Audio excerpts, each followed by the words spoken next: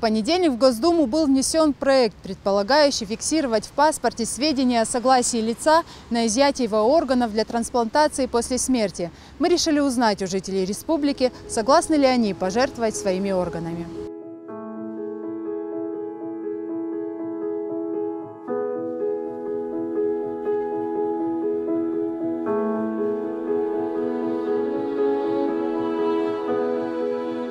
Вы знаете, это, по-моему, зависит от индивидуального человека. Как там сложатся обстоятельства, как дела там и все такое. Это только зависит от родственников этого человека, я так думаю. Может быть, да, может быть, нет.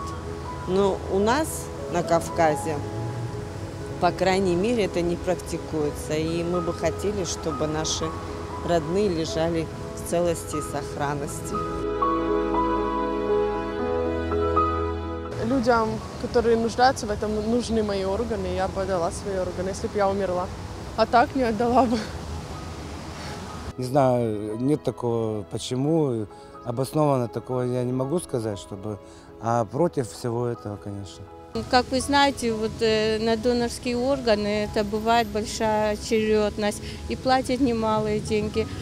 Естественно, если вот этот законопроект это одобрят, будут много таких этих, ну если коротко говорить, уже не будут это стараться спасти человека, а вот стараться вот это осуществить это донорскую операцию.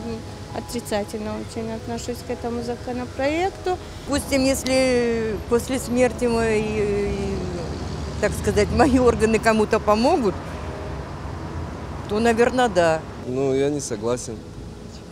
Ну, потому что не хотел бы, чтобы мне на органы потом разрезали. Ну, нет, мы не согласны с тем, чтобы наши органы отдавали. Ну, нечестно. Да, нет, вот знаете, если было бы так, что вот спрашивали, да, мнение людей, там, вот вы согласны, если там после своей смерти вы как бы отдадите органы, там, я бы уже подумала, там, кому как. А там, представляете, какому-нибудь алкашу свои органы дать, я так не хочу. Мне тоже кажется, что это издевательство над своим телом, не знаю почему. Меня кремируют, короче, все. Ну, я бы не хотел, чтобы мне такой штамп стоял.